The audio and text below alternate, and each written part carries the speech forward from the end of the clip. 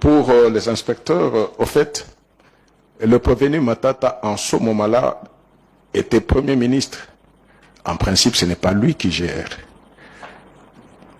Quelle est sa responsabilité? Lui n'est que Premier ministre. Monsieur le Président, c'est parce que le projet était piloté au niveau de la primature. Et il y avait une cellule que le Premier ministre honoraire avait mise en place. C'est à cette cellule qu'appartenait Madame Ida, qui fit par après, elle était conseillère à la primature à l'époque, qui a été nommée par après pour assurer la direction de cette société. Mais nous avons aussi trouvé certaines références de lettres par lesquelles les premiers ministres demandaient au ministre délégué des Finances, parce qu'en ce moment-là, il existait le ministre délégué chargé des Finances.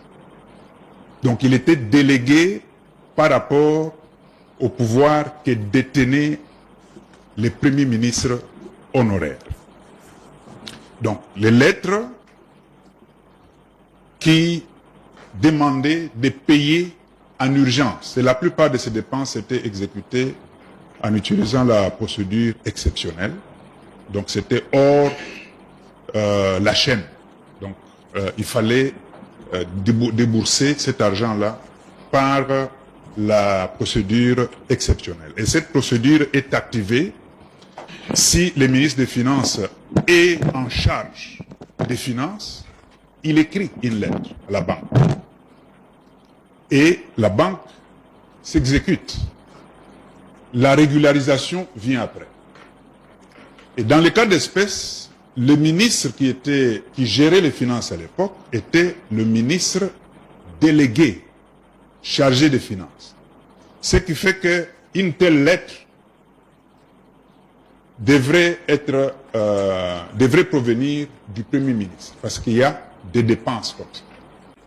L'équipe de contrôle a fait venir les ministres aussi concernés. Ils avaient été invités et ils ont répondu à nos questions.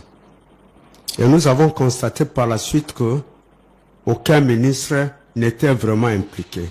Même pour la signature du projet, ils avaient reçu la correspondance de l'invitation pratiquement le même jour, parce que c'est venu les jours avant, ils ont reçu puis sont partis pour la signature.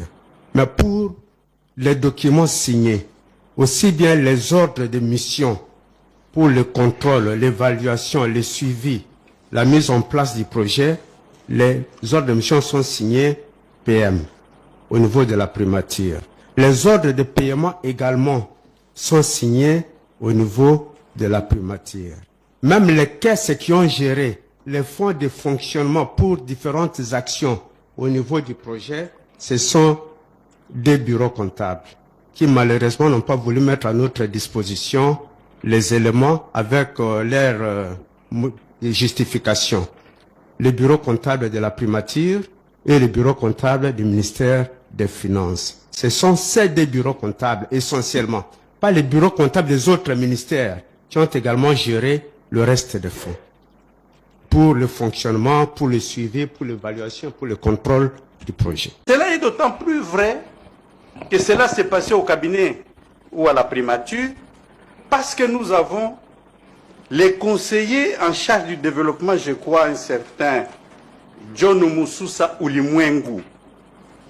C'est celui-là qui a pris contact avec le Grobler en Afrique du Sud, qui a été partout, aux États-Unis, en Afrique du Sud, en Europe, au motif de chercher les partenaires. Et voici ce qu'il dit. Je prends juste quelques paragraphes. Excellence, Monsieur le Premier ministre, conformément à vos instructions, nous présentons ci-dessous les arguments ayant motivé la structuration des entreprises au niveau du parc agro-industriel de Bukangalonzo. En effet, compte tenu de la complexité des activités du projet agro-industriel, une structuration de celle-ci par filière est indispensable afin de renforcer les conditions d'efficience et de rentabilité de l'ensemble de l'initiative. Je termine là où il dit: nous aimerions terminer en apportant l'attention de votre autorité que les retards dans la création formelle de ces entreprises et de l'initiative. Nous suggérons que ces entreprises soient d'abord créées comme entreprises publiques, avec les 100% des parts appartenant à l'État. À la limite, les partenaires d'Africom peuvent être associés comme il s'agirait d'une négociation directe. Vos instructions nous obligeraient, profond respect. Et la ministre du portefeuille revient sur ces messieurs qui venaient avec les documents, avec des lettres contenant des instructions formelles pour qu'on ne retranche ni qu'on ajoute quoi que ce soit. L'analyse de ces éléments provenant particulièrement de la chaîne de la dépense ainsi que du ministère des Finances nous a permis d'aboutir à un montant total dans un premier temps de 312 millions de dollars qui avait été ordonné pour le projet. Après analyse des documents, nous avons estimé qu'on devait enlever là où les dossiers n'étaient pas complets. C'est comme ça que nous sommes revenus en ce qui concerne la partie qui est sortie du Trésor public à 285 millions et puis en ce qui concerne la partie venue du Fonds de promotion de l'industrie à 1,1 million, ce qui nous a donné le total de 287 millions. Que la Cour veut comprendre, n'est-ce pas? Il y a un holding qui a plusieurs sociétés. Africom reçoit l'argent pour acheter tel matériel ou telle marchandise. Africom envoie l'argent à ses filiales. À ses filiales, exactement. Là, l'argent n'est pas encore sorti pour aller acheter. Là, l'argent est encore dans le cercle Africom. Exactement.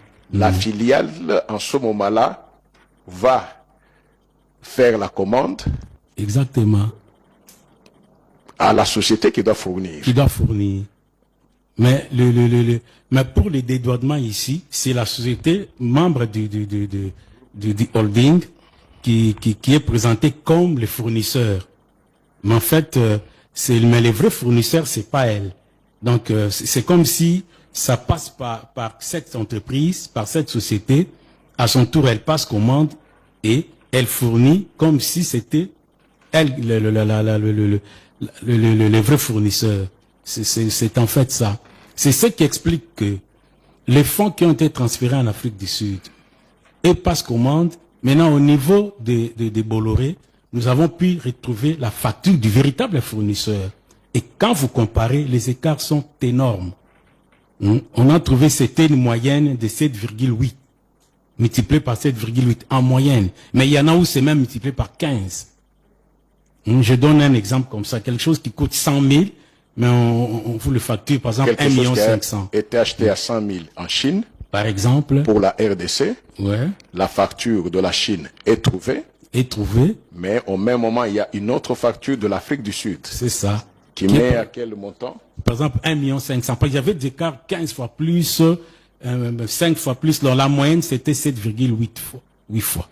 Donc, alors, il y avait déjà un cabinet d'audit qui avait fait un travail avant nous, qui avait fait les mêmes constats des surfacturations exagérées. Et nous, quand nous sommes venus, on a aussi, nous avons pu confirmer cela, quoi, dans notre rapport. C'est ça. D'accord. Nous avons aussi écrit à Monsieur Christo pour lui demander comment il y avait des si grands écarts qui présageaient la surfacturation.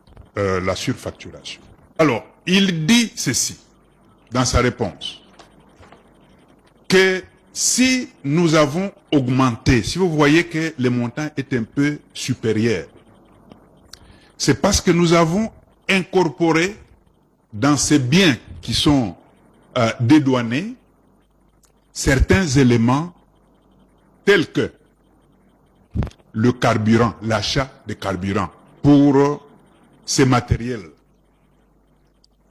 Parce qu'on n'a pas confiance au carburant qui est vendu sur le territoire de la RDC.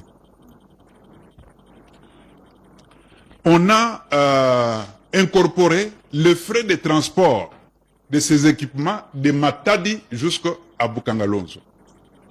Alors que la valeur CIF ne prend pas ça en compte, marchandise.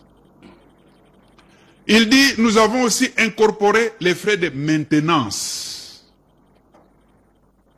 dans les coûts de ces équipements. Alors que la maintenance, ce sont les frais d'entretien et de réparation. Et ça, ce sont des véhicules, des équipements neufs. Alors, on a compris que ce n'était pas des raisons qui étaient fondées.